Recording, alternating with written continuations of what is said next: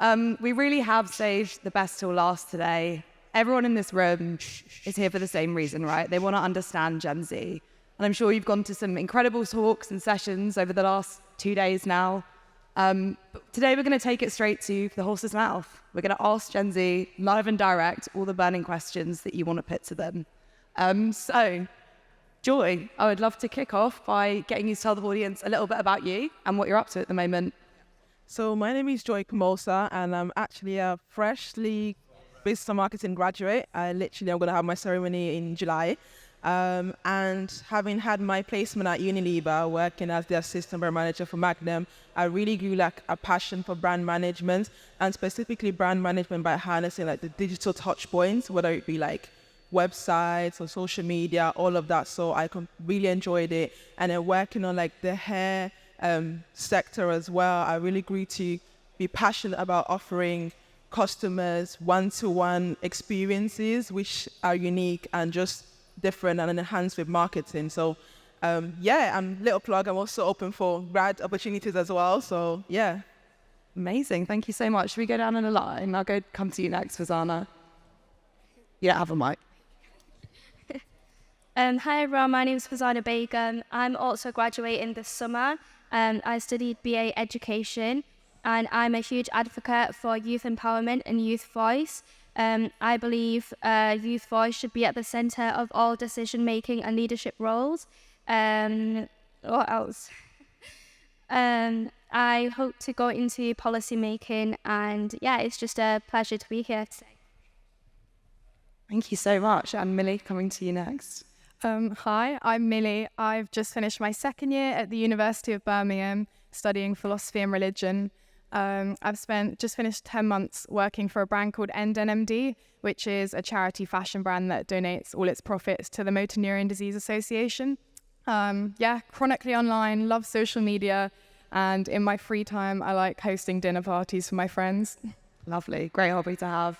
And finally, Justin, lovely to see you across the pond. Justin spoke in New York and he was excellent, and he is in London for this event, so great to see you again. Thanks for having me. As you guys could probably hear, I'm not British, I'm American, so I guess I naturally stand out. But I'm a Penn State student, so I go to school in Pennsylvania. I'm 21 years old, and I've been making social media content for 11 and a half years. I run a couple businesses in the space, mainly Today Sports. We're known as Gen Z's ESPN, so we make sports content about basketball, football, hockey, you name it. Football as in NFL, American football. Soccer coming soon, and I'm happy to be here. Thank you so much. Okay, so before we get into the questions, we're going to do a couple of quick fire ones. And we're going to start by asking you your favorite Gen Z slang. And as someone who is chronically online, there is a lot of it. So Millie, I'm gonna pick on you first. I love saying "go off," which, if you don't know what that means, that's just like, yeah, like you're doing great. Like, go off, queen. I say that to my friends and family at any given opportunity. It's just so applicable. Love it, for every occasion. Fazana, what about you? My go-to Gen Z phrase that I say all the time is, that's a vibe. It's a vibe. What are the vibes? Love it. Justin? I guess that's fire. Yeah. It's my go-to. Very American. Yeah, so like, those shoes are fire. And finally, Joy? For me, I love the compliments that Gen Z are just creating every day. Like, for me, it's giving. Like, you can use it by yourself, or you can use it's giving cottagecore, or like, it's giving something else. Like, I love that. Or like, even when people say like, you devoured, you ate. I think that's definitely my favorites. This is such a thing. My manager actually asked it in our team call. She was like, what's everyone's favorite Gen Z slang word? And I was like, this is my bread and butter. I mean, I've got my boyfriend saying it now. Like, I sent him a photo of my dress. He was like, that's so slay. I was like, bestie, he knows. Amazing, cool. So we were going to ask you guys about some Gen Z misconceptions. But when we met before, we thought it would be quite fun to do a bit of a true or false mythbuster, because there's so many stereotypes that are around about Gen Z. A lot of them are negative. So I'm going to ask you a couple of statements, and I would love to know if you guys think that is true or false. We're going to start with the first one, which is one that I think everyone will have seen online. Gen Z are lazy. Millie, what do you think about that? That is a harsh one to start with. I don't think we are lazy. I think that probably comes from the fact that we spend a lot of time on social media, which is definitely true. Like, our screen time is awful. Well, speaking for most people, I think. But no, I wouldn't say we're lazy. I think we can be very hardworking. You're quite a hardworking guy. I've seen his Google Calendar today. It's stacked up. Yeah, I think a lot of us can be lazy, but we're more like smart and efficient, and we know how to get stuff done quicker, and we know how to get around it. But yeah, we definitely can get sucked into social media. What about you, Fazana? I think this misconception stems from lockdown. When everyone was at home, there wasn't really much to do. But if you see the things that, you know, baking banana bread or like at-home fitness, if you think about those things, actually Gen Z were proactive during lockdown, and lots of people started like their own small business, or like Charli D'Amelio got famous overnight pretty much over lockdown because everyone was at home watching on their phones. So I think it's a very big misconception. Do we look lazy to you? There are, but you're up here, you're working. You're working right now. What about you, Joey? I also agree in terms of the fact that I disagree that we are lazy to some extent, similar to what Justin said. I feel like we are all about working smarter, not harder. If there's an easier way to do it, then why not do that? But then that can be seen as being lazier because we're cutting down half the work, when it really and truly is efficient, not lazy. So yeah, I'd say it's a misconception. Definitely. I think something that we come across in our research all the time, I don't know what's going on out there, something that we come across in our research all the time is data around Gen Z and side hustles. So they're like super entrepreneurial in like a lot of senses. Like, I've got friends that are doing full-time jobs, but then they're also creators on one side of that.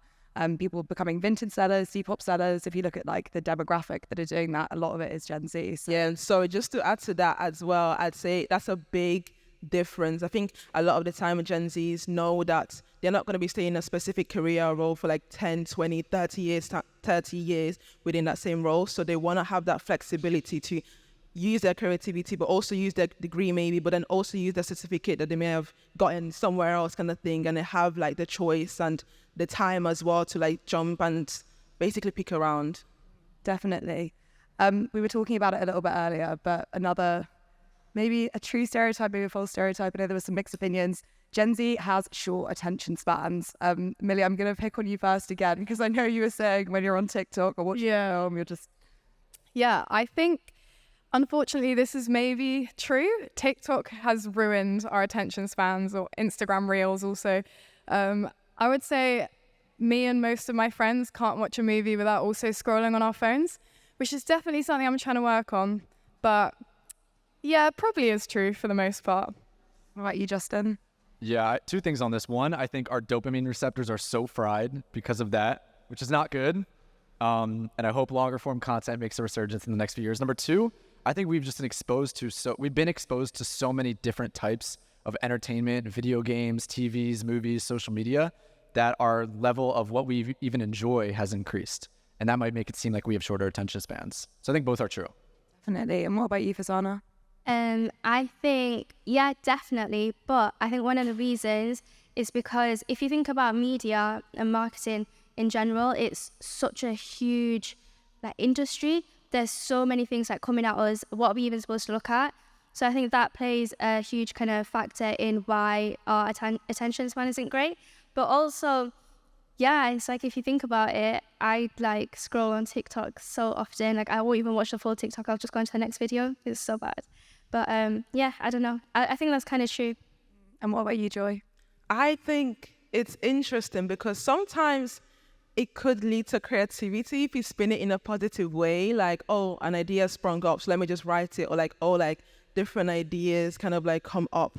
And also it's funny because the previous session was about Gen Alpha and stuff. And I feel like ours is bad, but theirs is worse kind of thing. And when I was in class, they mentioned how theirs was like 2 to 3 seconds at least, as in like that's how much attention span they have on a specific thing.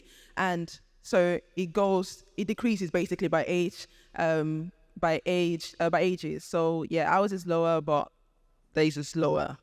Basically. Yeah, it's interesting. I think as well, I was learning something about like podcasts, and I think Gen Z have like a 94% completion rate of podcasts, which is like very interesting because you think that maybe, you know, they're allergic to like long form content, but maybe if it's like engaging enough, then it is. I would say though with a podcast, I'm always listening to podcasts when I'm doing something else. Interesting. Like I'm listening to a podcast while I'm doing the washing up. I'm listening to a podcast while I'm on the tube.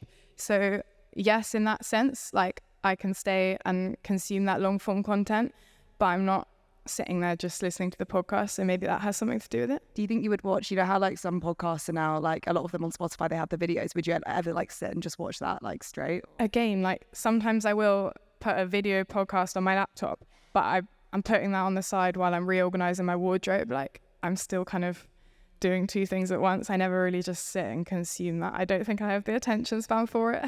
Yeah.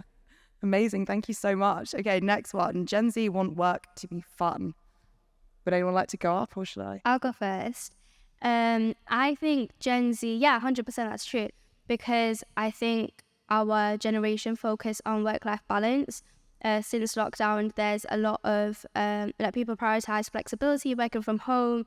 It's like if you can work from home instead of going into the office, then why not?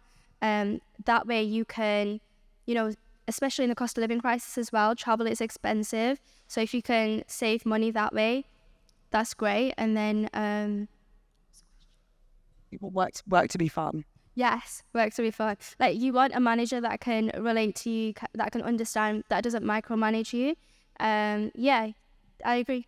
Do you think when you enter the world of work, would you then be like more inclined to get like a position where it is remote or like flexible? I know you were saying about not going into the office. Yeah, I think myself personally, I'm more inclined to go towards a job that's hybrid. So part in the office and part from home, just because you do want that kind of human interaction as well, that team building, that bonding, that makes work fun as well. But then working from home, it gives you the time to do like your hobbies, leisure activities. Yeah, amazing. And Justin, as a creator, CEO of TD Sport, did I get that wrong? Today's Sports. Today's every time. Either one works. Do you think work should be fun? You want work to be fun? Absolutely. I think we've been given this dream of having a super fun life via social media, of seeing entrepreneurship or seeing like the dream life, that we're almost like it has to be fun. And so yeah, everyone on our team is remote. We're super flexible with hours. Like we don't have hours at all. It's just you just do your project and get it done. And so yeah, I think it's almost like for our age, if work isn't fun, you're doing something wrong. It definitely seems like a lot less rigid than like other generations will remember, like the fact that you can just work on your own time and just as long as you get it done. What about you, Joy? Do you have any thoughts?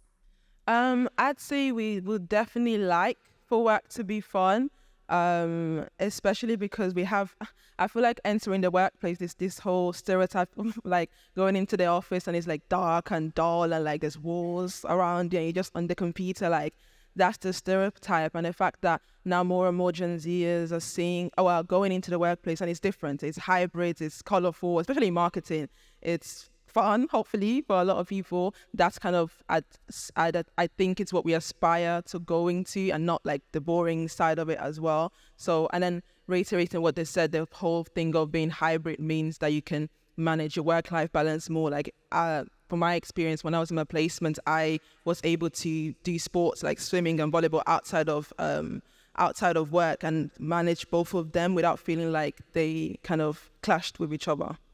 Definitely. I mean, the tube at 7 a.m. is no joke. So remote working for the word. Can I just add on to that? Of course, yeah. Also, I think Gen Z don't want to live for the weekend, because I saw a post that said there's no way we work 5 days a week for 48 hours of freedom.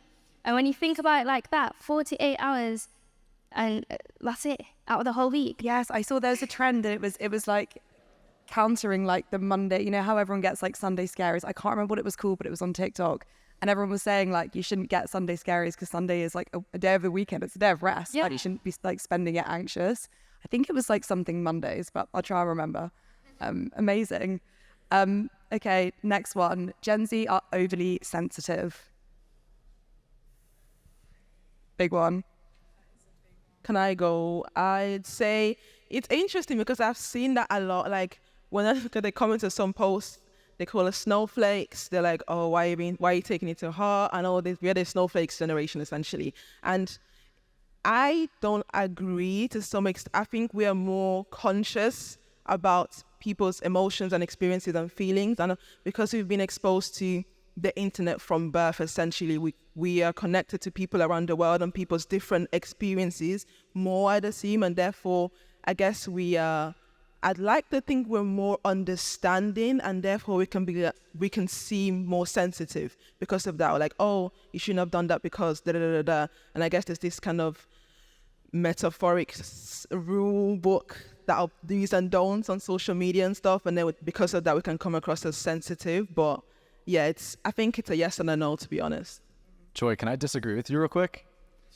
At least in America, I think both sides, if you're thinking politically, are so much in their own echo chamber, and both of them think the other side is brainwashed.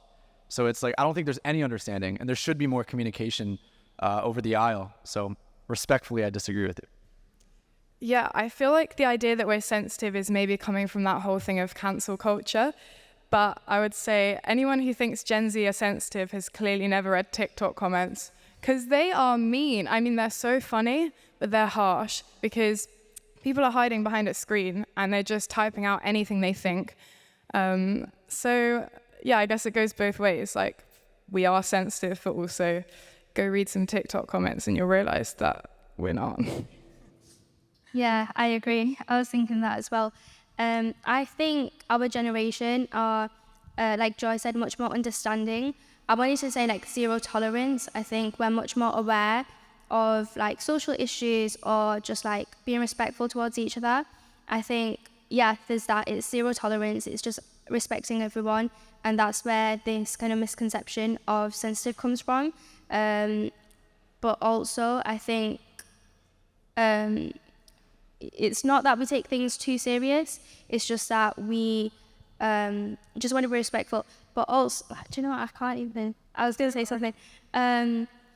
We have, the thing about, I think, in our generation, we have friend groups, or we have, good friends that will have different opinions, we'll disagree on things, we'll have different values, but that doesn't mean we can't be friends. So I think that whole notion kind of challenges the idea that we're sensitive, because no, we actually do disagree and we accept each other's beliefs and different values, different opinions. So no. Definitely. And I feel like one thing with Gen Z is like, it will hold brands accountable. Like if a brand does something wrong, if like a creator does something wrong, like you're going to know about it. They're going to shout about it online. Like, but maybe, that's just part of, just holding brands accountable, and it doesn't make them like overly sensitive or snowflakes. Cool. So final one is around money, the cost of living crisis. We're all weathering through it. Finfluencers have gained a lot of momentum on TikTok. So TikTokers that are just creators to talk about like money content. And I think there's an appetite for this kind of content, because I think a lot of young consumers feel like maybe they weren't equipped with like the necessary skills at school to kind of navigate the world of finance. But then there's also a bit of a stereotype that comes onto that. So a lot of people say that Gen Z aren't good with money.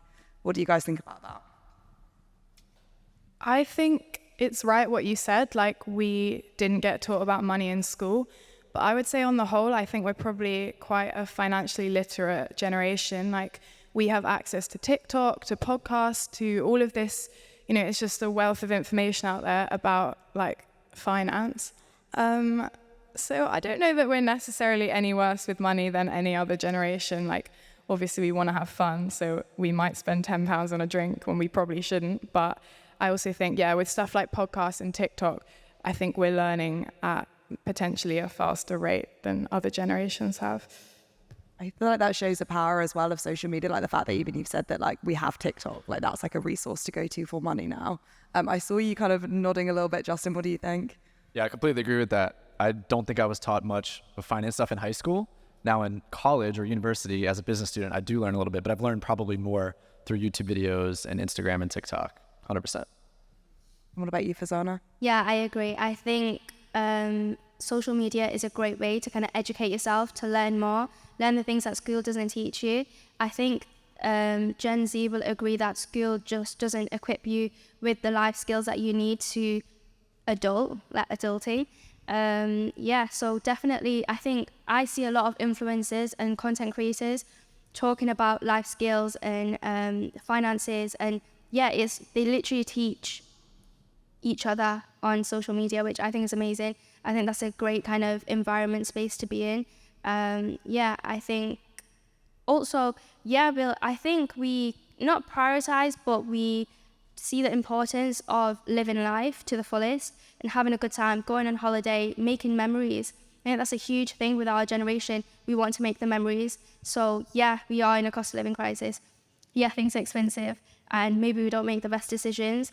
And like the boomers would say, that's why you can't buy a house, you can't save, you're going on holiday, you're buying that drink. But it's like, we're never going to be able to buy a house anyway. Yes. Let's go on holiday. We say this. Make those memories, so let's have fun. Yeah, definitely. It's so true, isn't it? I feel like there's so much, I guess it's almost like disillusionment, especially like in the UK where like buying a house just isn't like a feasible or like the same concept it was for our parents, right? So it's like, okay, I'd rather spend that money on going traveling or like an experience, like and living in the moment, like you said, exactly. I think you're bang on. What about you, Joy? I think it's interesting, to be honest.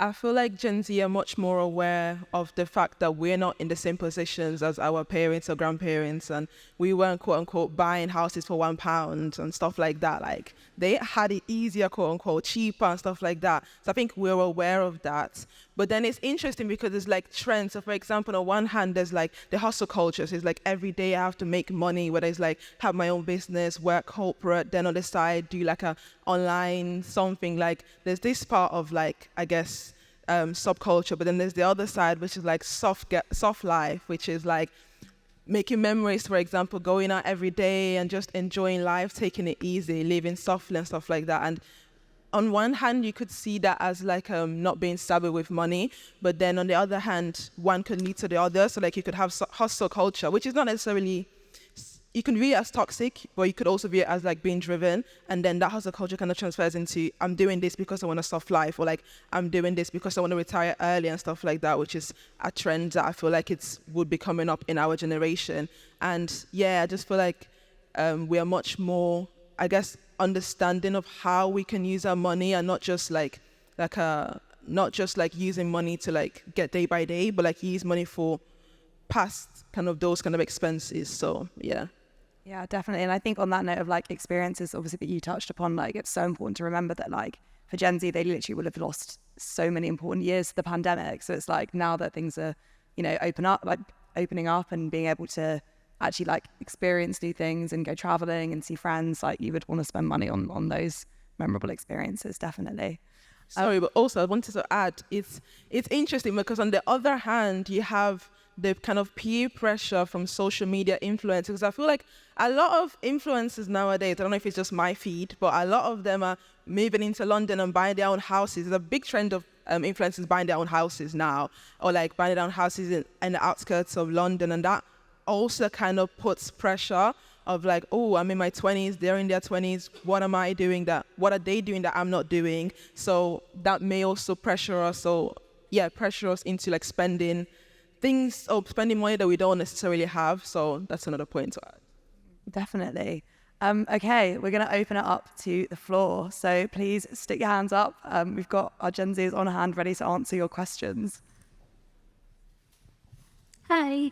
Just wondering, what do you think that brands do, particularly in the likes of paid adverts, that make you cringe? I think as a generation, we're very aware of like paid advertising. So you think you're being slick by partnering with like a social media influencer and hashtag ad at the bottom, but we're also clued up that sometimes that kind of like turns you away from the brand because everything seems fake. I was talking to my friends about this the other day, about when you're scrolling on Instagram, how obviously a brand can just advertise straight to your feed and it's all with the algorithm, like they know what you like. And we were kind of saying how we'd be much more likely to buy something just straight off our home feed rather than seeing a social media influencer that we follow collabing with the brand, because you almost just take everything they say as fake. So that would be my thing, is like, I think just as a generation, we're very clued up to what people are being paid to say and what is genuine. And so sometimes things like giftings, where the influencer's genuinely just talking about it because they like it and they're not being paid to talk about it, sometimes that's more effective. Or like I said, just the brand advertising straight to you. Like I've bought a lot of stuff off my Instagram home feed, so yeah. Yeah, I agree. I think this is the reason why founder-led businesses, especially like Mr. Beast Feastables, Ryan Trahan with his candy, Logan Paul and KSI with Prime, it doesn't feel like an ad because they own the products. They are the founders. And so I think that's the best type of brand deal per se, is when the owner is the creator. And I know a lot of businesses now will pitch that to creators and say, hey, you'll be like 49% owner. You could say you're a co-founder and just kind of act like you started it. And that's like really popular. So yeah, I agree with her. We've seen so many ads. We're just like, we don't care anymore.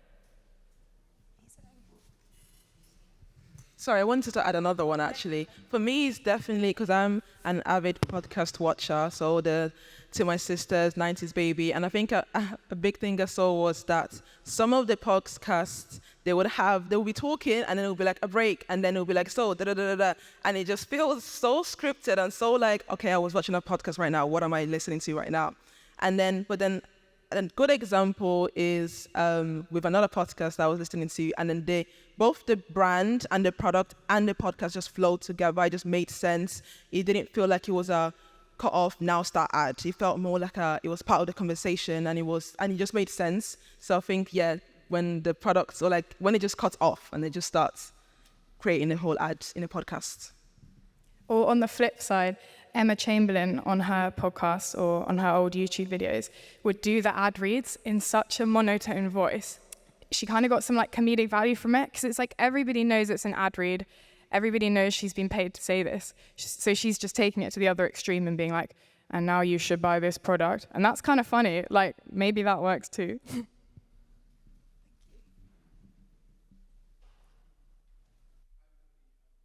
Nicolo, I run a company called the Gen Z Club, and essentially we host corporate network events for Gen Z. Of those 4 events, 3 of them are entrepreneurial, 1 is careers focused. I was really interested in the question you mentioned around work. And obviously I'm a Gen Z myself, and a massive thing that I feel like is on everyone's mind, but no one talks about, they're scared to, is entrepreneurship amongst Gen Z. And a lot of corporates don't want to hire Gen Z because they're like, I don't want to hire you because you're going to want to start a business in like 3 years because you saw some TikToker. So from your perspective, do you see yourself, not sure your background, but do you see yourselves working in a company for the rest of your life? Or do you one day feel like it's a part of you, your dream to start your own company? And not just yourself, but amongst your friends, your circles, do you see them staying in one company or a couple of companies to work at corporate their whole life? Or do you think that most Gen Zs are looking to branch into entrepreneurship? Okay. Yes. I will probably never work for a company. All my friends want to start their own thing, or they already have. Or if they are working an internship or a job, they're most likely building something on the side. So yeah, there's a lot of entrepreneurs. For myself personally, I think I'd prefer to work for someone, just because I think it potentially maybe gives you a better work-life balance. Like, I like the thought of being able to leave work at the end of the day, like work with people and have that community, have colleagues, but then be able to kind of go home and switch off, where obviously if it's your own brand, that's kind of, you have to put a lot more of your life into it. So for me personally, I'd like to work for other people, but I don't see myself working for 1 or 2 companies my whole life. I think as a generation, we're probably more looking at like switching jobs every few years. Yeah, definitely. I agree with what Millie said. I think the aspect of collaboration is huge. And I personally like, getting to know people, working with different organizations. At the minute, I work with a number of different charity organizations. So I'm on like different youth advisory boards, youth steering groups, and I really enjoy that. So that's me working with different organizations. I don't think that's entrepreneurial, but at the same time, I do aspire to establish my own charity one day. So I think at the minute, it's just very much building on those skills, learning, and just better equipping myself with the knowledge and the experience needed to then go into that eventually, maybe one day. You do see it a lot on social media. You do see it a lot amongst like friends or just, in our generation. So I think we have huge aspirations. That's one thing I will always credit our generation for. We have huge aspirations, even though I think Gen Z is seen as quite like bleak and negative, but I think it's actually the other way around. I think our generation is very, very positive, and they have big goals, and they want to although we know we might never be able to afford a house, we know that we can go traveling, we can like start our own little side hustle, we can do fun things, meet new people, and just have fun. I think I'm a bit of both, because I definitely see the value of actually working in the corporate world, especially if you want to kickstart a business. It's something I actually talked about with my nail tech recently, and then because I was talking about restarting my hair business as well, and she gave me the advice of starting in the corporate world, because there's do's and don'ts, and there's just workplace etiquette that you just are not gonna get outside of the workplace if you start fresh off. Maybe you can with like connections and stuff like that, but if you don't have the connections, if you come from working parents, or you're a third culture kid that doesn't, you know what I mean, like you just don't really have that, which is where I'm at, then therefore corporate life right now. But then after we actually had a nice talk back when I was in uni, and the lecturer was going on about how it gets to a certain stage where you become a senior hire, right? And you have all this experience, and because you're a senior hire, it tends to be more difficult to actually secure roles. And that surprised me, really shocked me, because I was like, they always ask for experience, and now you finally have the experience, and you're like, oh, you're over experienced. So it gets to a point where it's like, oh, it's harder for you, so might as well start a business. And that's why I feel like I see quite a few workers like reaching that kind of top, I guess, in the corporate ladder, and then switch into business. And I think that's something I see myself doing. And I think it's always useful to like use your passion and interest and create a business from that. I feel like nowadays there's a guy that literally has a business on creating Lego sculptures. Like literally you can have a business on anything nowadays. So yeah, I think I'm definitely a bit of both. Thank you. Hello. I would hands down say this is my favorite session from the last 2 days. So it's giving authentic. That was fire. Thanks. Received.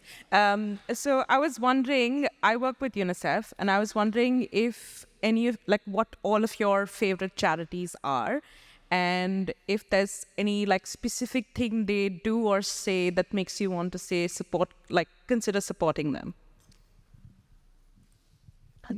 Favorite charities?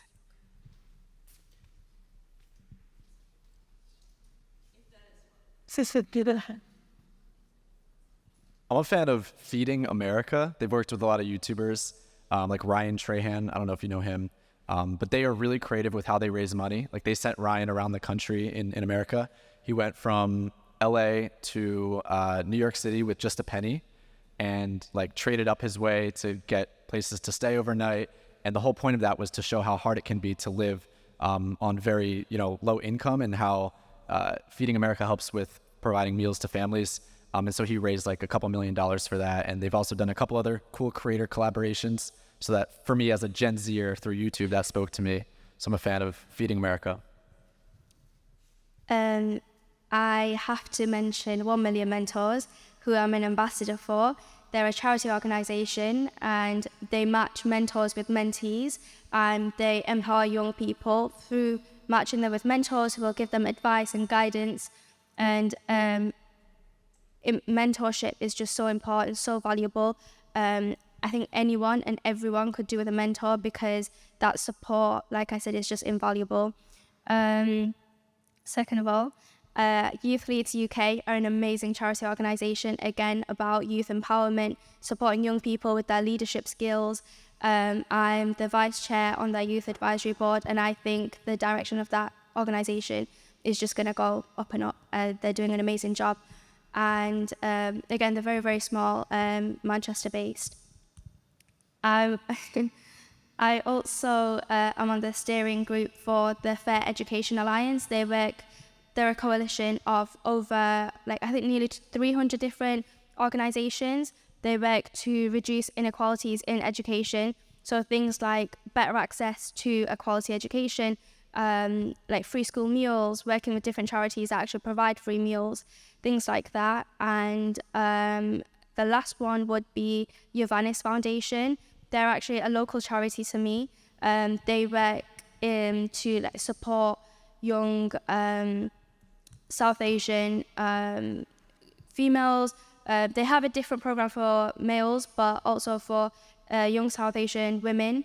There's not really a lot out there for us in terms of like social activities and also like leadership and skills building. So they're a great charity as well. So yeah, like I mentioned, I work with a lot of different charity organizations, and I think, these ones do a really great job. Amazing. Thank you, Joy.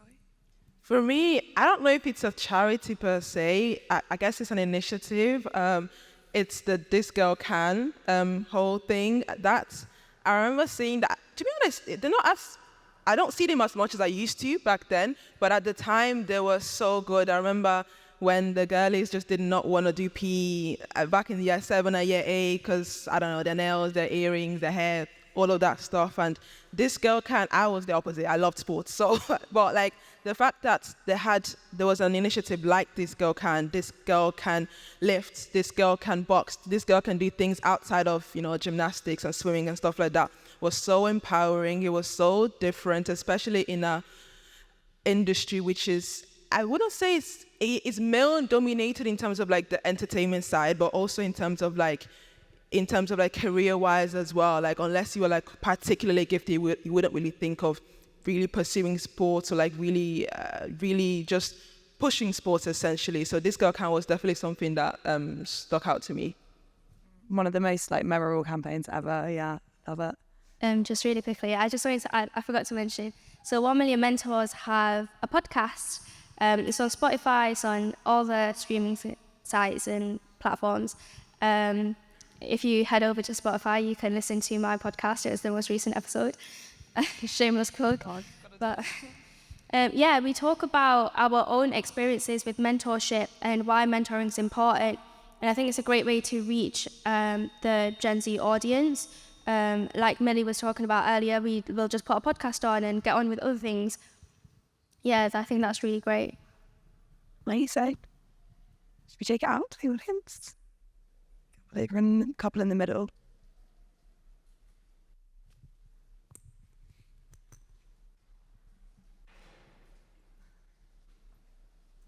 It's going to be a pass the mic down. Hey, I'm Ejiro from Voxy. I'm curious, do you guys pay for your own phone bills? And what phone provider are you with at the moment? And if you were to change, who would you consider and why? I do not. Thank you, Mom and Dad. And AT&T, I don't know if is that a thing here? What? Is T-Mobile a thing? Yeah. Okay. Wow. I also do not, thank you, Mum and Dad, but I will be next year. And I think I'm currently with EE, but basically we just look for whatever's cheapest with the most data. Don't care about the texts and the calls, just care about the data. When I was in school, I was with giffgaff because it had free giffgaff to giffgaff calls and text messages, which was like when you want to talk to your friends. That's great. But at the minute, I'm on Voxy. They have like the endless social media. Obviously, I need that. And I actually do pay an independent woman. Come on. But I'm not on Voxy. I'm on 3 actually. But I am thinking of hopefully changing to better internet. So if there's better internet out there, wherever I go, then that's definitely the choice for me. Real quick, I know we're out of time. If I saw a couple more hands, we'll be over in the corner and we're happy to take more questions. Yeah, I was going to say I could literally chat to you guys all day, but I've got a big sign saying no more questions, please. So I think sadly we're going to have to wrap up, but you guys will be all over there. So if anyone wants to ask your burning questions, please do come over and chat. Thank you so much, everyone.